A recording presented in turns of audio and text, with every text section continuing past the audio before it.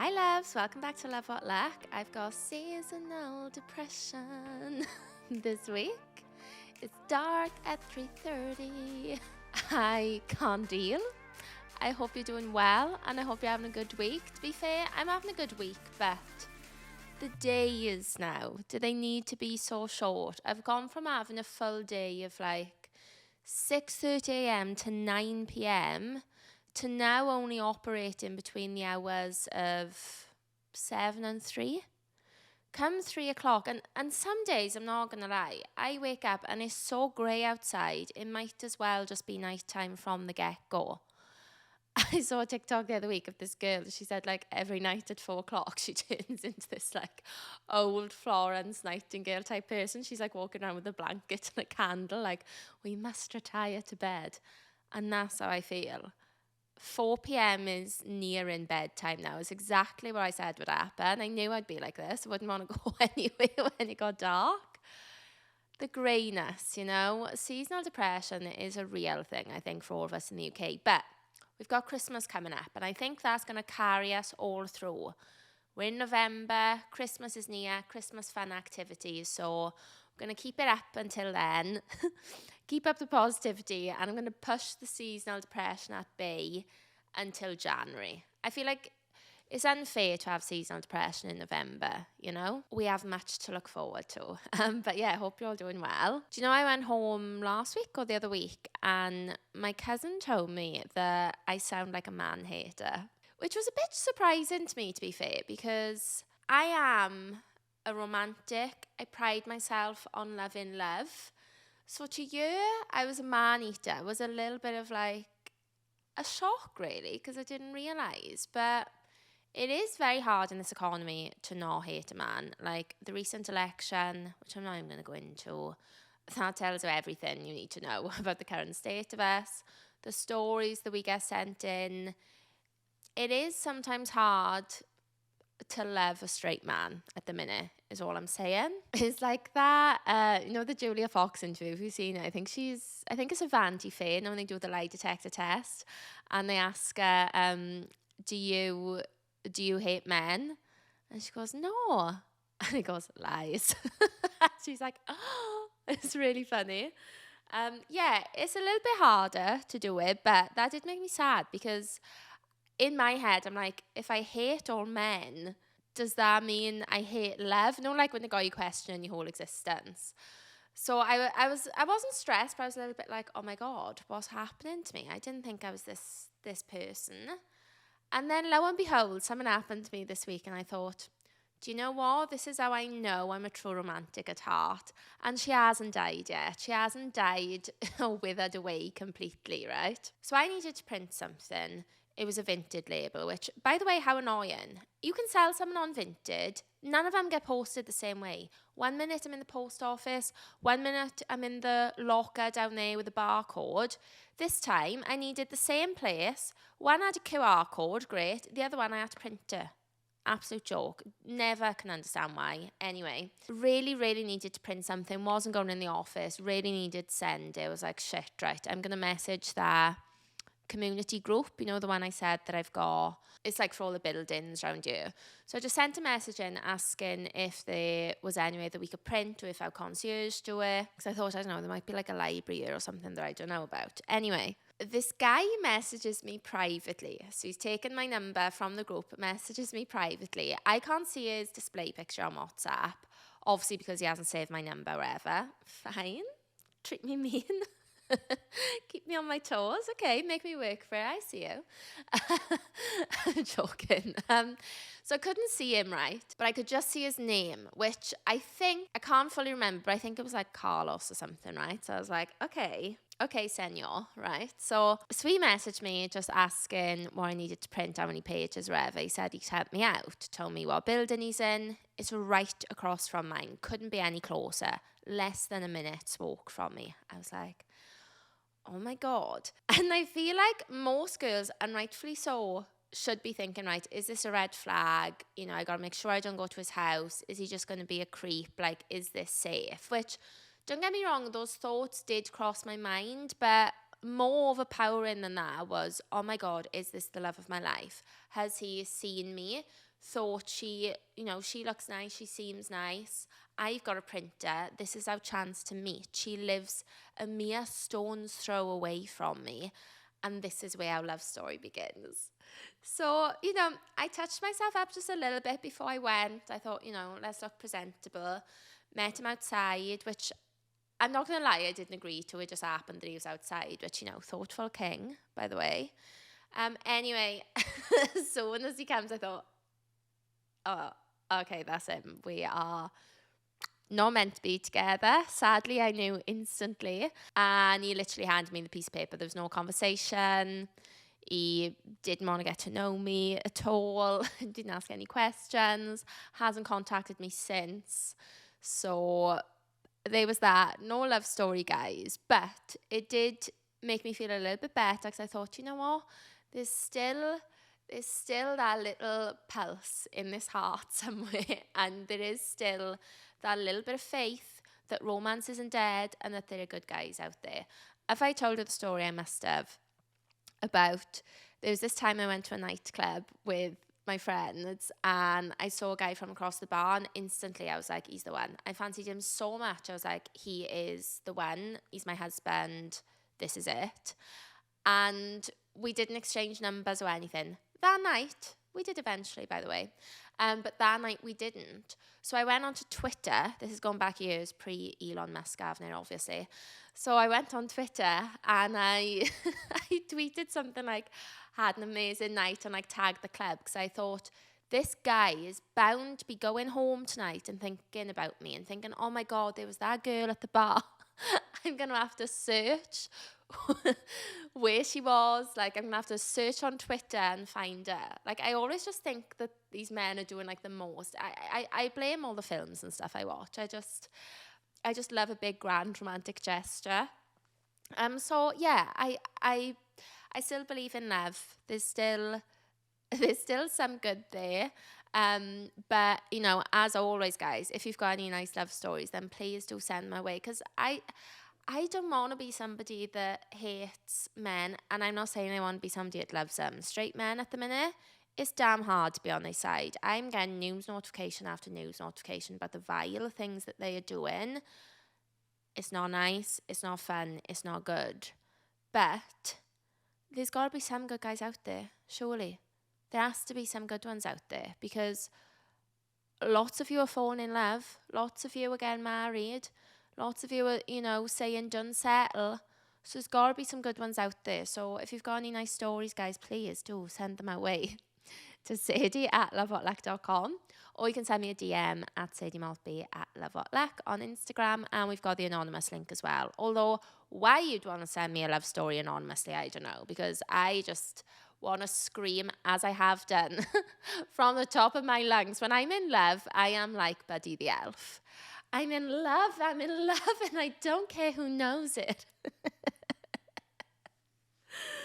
Oh my God. I'm losing it then, am I? I think I've officially lost it.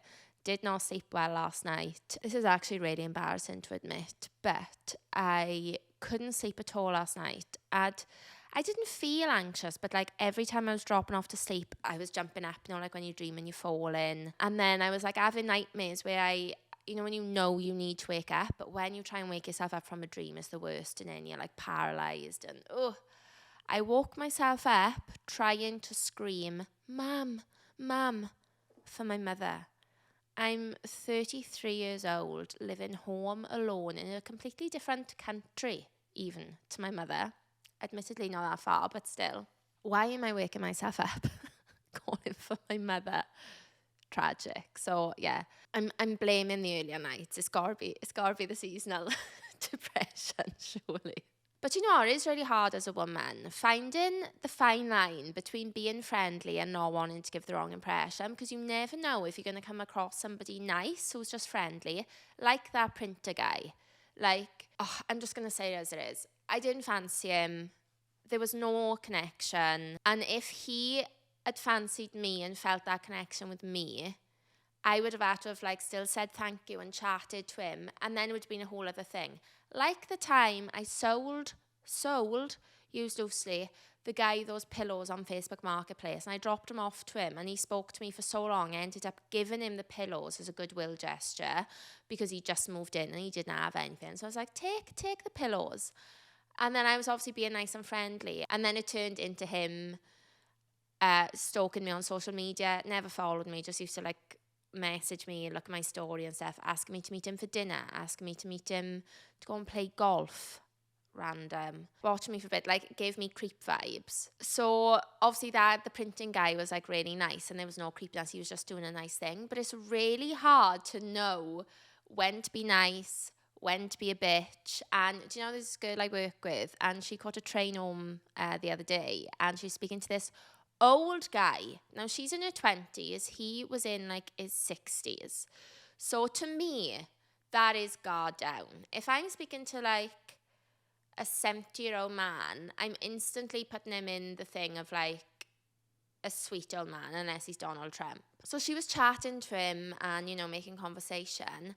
As he gets off the train, he gives her a handwritten note saying something like, "It was so lovely to meet you. So nice to have, you know, a conversation with a lovely lady. If it's not too forward, would love to stay in touch." And I think he gave her like his email address or his number or something. And she was like, oh my God, like I was just being nice. Is this too far? Is he still being nice? Does he want a friend? I don't know.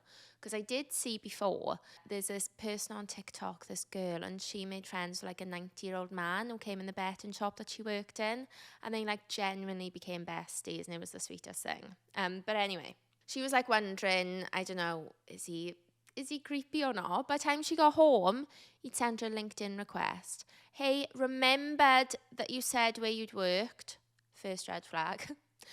And you know your name, obviously. So hope it's okay with you, but gonna, you know, make friends on you. Colin thought his luck was in, surely. And then it just goes too far then. Then it goes into, you feel like if you led him on, but if you don't, you can be a bitch. It's very hard. It's very treacherous out there at the minute. It is very treacherous. Right, anyway. I've got a nice story for us this week based on my goal, as always, to try and reinstate our hope and faith in love collectively. So let's listen to this one. It was supposed to be a one-night stand in Alaska. Matt was a commercial fisherman from Colorado who was in Alaska to work at sea for the next 3 months. I was a tourist from New Zealand on an Alaskan road trip.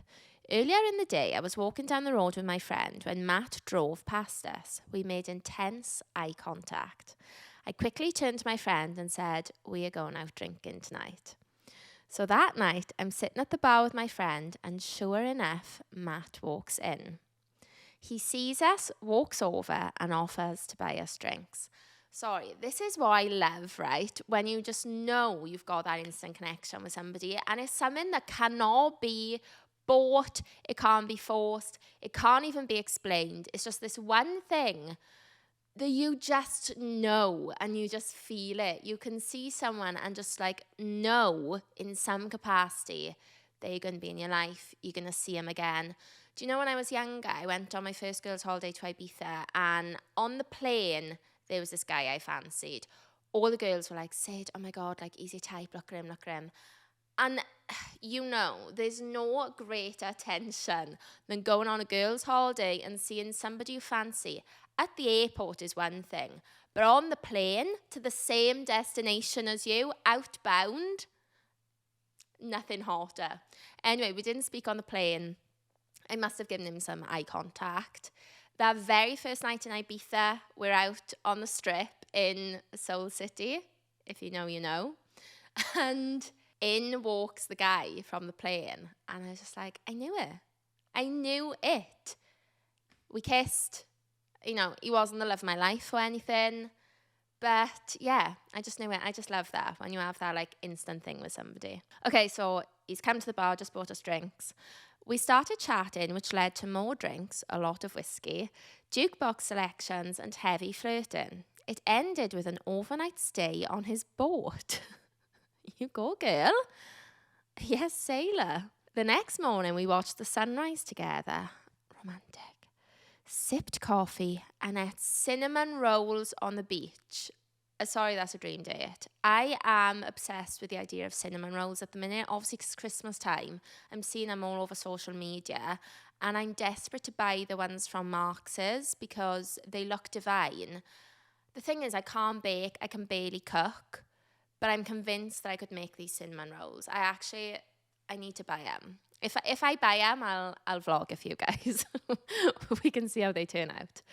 How divine or how romantic. If I was to ever have a one night stand, like, could there be anything more perfect than this? It was a great time, but I was sure it would end there. I lived in Canada and he was going to be at sea for the next 3 months before returning to Colorado. The following week, I returned home to Canada. After a couple of phone calls, Matt mentioned he still had a week before leaving on the boat and asked if he could come visit me.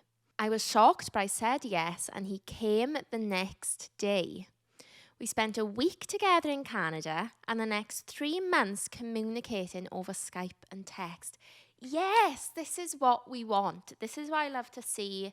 A man that just goes after what he wants, makes the effort. There's no messing around. There's no overthinking it. They don't care that they're in different places, doing different things, different times. That doesn't matter. All they know is they want to see each other again and they just go in for it. And I love that. The consistency of this man blew me away. During that time, I decided I wanted to move back to New Zealand, where I'm originally from. Random that, because I feel like she's had this amazing connection with somebody and now she wants to move further away from him, but okay. Matt convinced me that before moving back, I should come visit him in Colorado when he returned from sea. This is the plot of a movie, I'm sorry, when he returned from sea. From the North Sea, battling the storms out there. Seeing whales and Lord knows what you see out on that ocean. And he still wants, it's like a man coming back from war and he just wants to see you. I love it. So I did. I went to Colorado and ultimately fell for him. Matt says he knew he loved me the morning we ate cinnamon rolls together on the beach. On the morning I left New Zealand, Matt drove me to the airport, and before I got on the plane, he said, just tell me when you want me to come visit. How about now? Do you want to come on the plane with me now? Let's just go together. The effort this man showed me was wild. True to his word, Matt came to New Zealand that December and proposed. It was 7 months after the night we met in Alaska. We were married 8 months later. Now we live in the sweetest A-frame cabin in the Colorado mountains and visit New Zealand once a year. 9 years together and still going strong. Moral of the story, you can meet your soulmate anywhere, at a bar, in another country, as an initial one-night stand, and even after a little too much whiskey. Oh my God, I love that. I love that so much. And it's so true how quick your life can change. Like, she literally went just on a night out, on a trip, never would have thought you would have met your husband, I'm sure. And then over the course of 7 months, like, her whole life has changed. She lives somewhere else, she's with someone else, like, she's met her soulmate. Love that for it. Also, I'm going on holiday to Colorado, so I'm going to remember, not that I think the same thing's going to happen to me, although you never know, but I'm going to remember this as I look out onto the mountains. How sweet.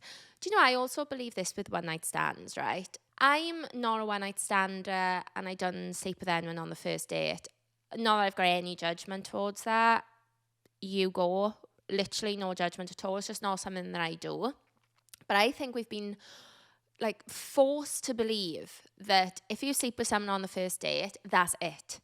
And look, I think with some people, yeah, if you sleep with them too soon, it changes the course of the relationship maybe, and it can be a situationship. It's the same like if a guy tries her on with you on the first date that you're not that into, instantly I'm putting him down then as like nothing serious. Somebody who just wants that, and if I'm not into him and I want that type of situationship, fine.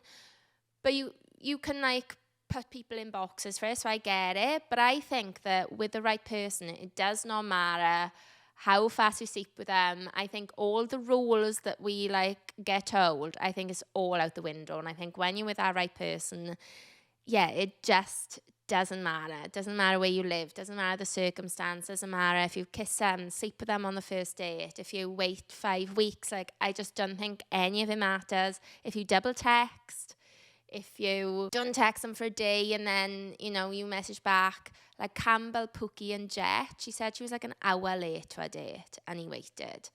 And I just think when two people are meant to be together, that's it. It's written. And none of those other little things matter. And yeah, if you're meant to be together, you just will be. See, guys, the romantic is still there. But yeah, I love that. I've also, I screenshot this quote that I saw the other day that I wanted to read to you guys, which is about something similar. It says, genuine connection is ease. It is peace. When you find it, you will know. You will feel seen. You will feel like you are being mirrored back to yourself, like you are discovering a shadow of your own heart in another human being. Slowly, through loving the right people, you will come to realize that the human beings who are meant for you in this life will not exhaust you or hollow you out or leave you feeling like you are hard to love. Slowly, you will come to realize that you do not have to romanticize the things in this life that hurt. You do not have to run towards the fire. Love does not have to feel like a fight. It does not have to feel like a battle. It does not have to wound. Ooh, we're going deep today, guys. But yeah, I've always said that anyway. I just think with the right person, everything is easy. Like, especially at the start, you know, like obviously all relationships like go through shit, and like a marriage especially is never going to be easy all the way through. But I just think like at the start is when it should be easy. But I don't know. If I'm wrong, guys, please let me know. If you've got any stories of anything, like of your experience where things were really rocky at the start or things went wrong, but now you're fine together, then yeah, let me know, because I'm always happy to be proven wrong on this stuff. So yeah, please email me, sadie@lovewhatluck.com, or send me the DM at Sadie Maltby at lovewhatluck. Also, whilst we're here, if you watch on YouTube, please make sure to subscribe. Also, leave a comment below. I love reading them. And if you're watching or listening on Spotify, then please make sure to follow and leave me a review. We're almost on 200 reviews. We're on 190, and I know 200 reviews has been my goal for quite some time now. So yeah, it would be good if I could have just a nice round number with the reviews. So yeah, please do that if you are watching and you enjoy the show. Okay, I've got a question from one of you guys this week, and she says, "Hey Sadie, hope you're well. Love the pod and hoping for you and the listeners' opinions on this. I've been on 4 dates with a guy and it's been going really well. We've had kisses but no sleepover yet, just getting to know each other. Except in the last week or so, the texting and communication has really changed. He doesn't reach out first as much anymore, and sometimes I feel like the conversation is dead and I have to ask the questions to keep it going. He seemed really nice, so I'm just confused as to why this is happening. What would you do?" Okay, there is a quote for this that I have seen circulating that explains what I think perfectly. It is, if you are using hot water and it suddenly goes cold, somebody else is using the water. Obviously, we're not talking about water here. And unfortunately, I think that's true. I think at the start, right, that's when maximum effort's got to be in. And I think that's when I'm most brutal with somebody, is at the start, because that's the time you should be so keen, eager. You should be so desperate to make a good impression on me and want to see me, that like that's the key time. And if somebody can't put the effort in at the start, surely it means they're not going to put the effort in as it goes on. I know obviously feelings get stronger, but like when you're with somebody at the start, that's like how the feelings grow for me, you know, like that's when you need to know they put an effort in. You need to get to know each other. I think like when you're stagnant with messages and you take like 3 days to respond, whatever, I think it like stunts the relationship growth. Do you know what I mean? Like if somebody's taking 3 days to respond to me, if I still want them in my life in any capacity, then I'll go along with it. But I'm taking 3 days to respond to you back, and I'm putting you in like an absolute bottom of like the pile, like casual only. Whereas if somebody's like making more effort, getting to know you, you're getting on, they're asking about your day, they, you know, messaging you and phone calls, whatever, that's when I think like if you get on, obviously, if you don't get on, it's pointless. But like if you get on, that's when you think, okay, this is a person that's a little bit more serious. Like, I would like to have them in my life a little bit more. So I think, like, if they start like that and then it dwindles down, I think they've either got somebody else or they've lost interest, and neither one is what you want. So it's better that they do you the favour at the start. But I do think as I get older, I realise that, I think I said this on the episode with girls, like, you don't want to waste time so much. So I'm preaching this. I'm probably not the type of person that would do this. If somebody went quiet on me, I'd probably just end up ghosting them. But what I would advise people to do is just, like, flat out say, oh, I've noticed that we're not messaging as much anymore. Are you still feeling it? And I actually think that's more admirable. And I think that's what I'm going to try and do in future with stuff. Not just with, like, you know, somebody you're dating, whatever. But I think I always used to think, right, because I don't like confrontation, that standing up for yourself, or, you know, saying when you're not happy with something, I just find it so awkward. And if somebody does it to me, I find it so unpleasant that I never want to be that person. But actually, I spoke about this to my therapist before. Usually the people that are forward enough to say, look, what are we doing? You know, I don't like the way this is happening, whatever. Usually those are the type of people you end up respecting more, because sometimes when you're quiet, it can rightfully or wrongfully, is that the word, wrongfully? Wherever. It can rightly or wrongly, I think. Sometimes it can give the message that you're okay with it. And if you're not okay with something, sometimes I do think it's better to just say it. So I think what I would like to do is just be like, oh, why are you not messaging me so much anymore? Also, like, you've got to know what you're willing to put up with for somebody, you know? Like, when you're with someone, obviously you've got to compromise on lots of stuff. But, like, ultimately, if somebody doesn't treat you the way that you like to be treated and they make you feel bad, then I just don't think anyone's worth that. You know, you've really got to weigh up what you're looking for in somebody. I think it's very important that you get treated the way you want to be treated. Does anybody want to be waiting 2 days for a text back? Truly, I don't think there is. Like, I haven't got time for that. Right, I've got to tell you. My friend knows this guy. He's been with his partner for 8 years, married for a year, right? So they've pretty much just got married, been together for 8 years in total. Out of nowhere, he's met somebody online that understands him better than his wife ever did. Which, let's just take a step back there. One, why have you stayed with somebody 8 years and married her if she never understood you? Apparently this new girl he's met has got the same beliefs and values as him. Again, very important things that you should establish before you marry someone. Think she's great. Never met her. She is an ASMR person on Instagram and TikTok with an Amazon wish list. So make of that what you will. But he wants to divorce his wife after 8 years together for this woman that he's never met. It's given 90 Day Fiancé. It's given absolutely crazy. And it's just given bullshit. The whole she's got the same values as me. It's just like, no, I feel like we've had a few stories, like my friend's colleague and stuff.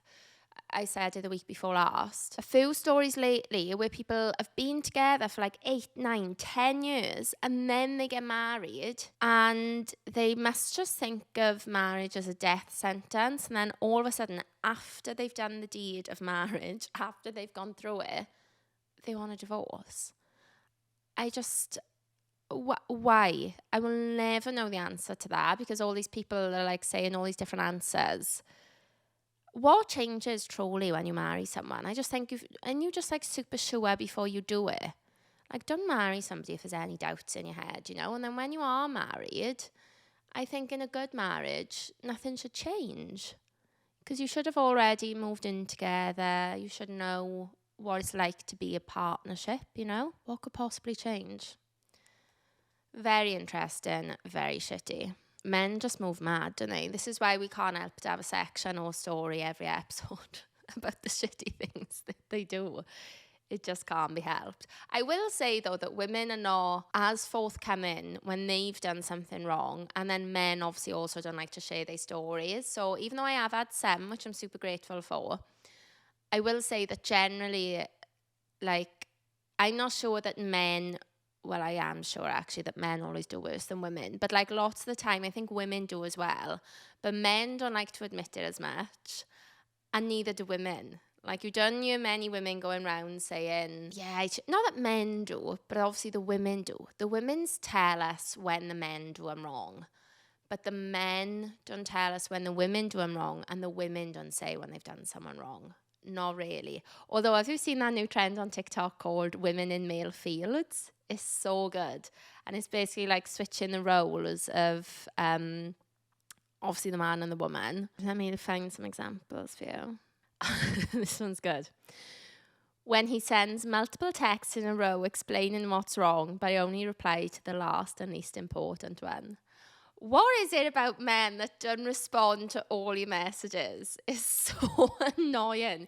You can write 5 messages and they'll just respond to 1 or 2. That is infuriating. I hate that. That's definitely a man thing. He sent me a paragraph explaining how he felt, and I replied with, I don't know what you want me to say right now.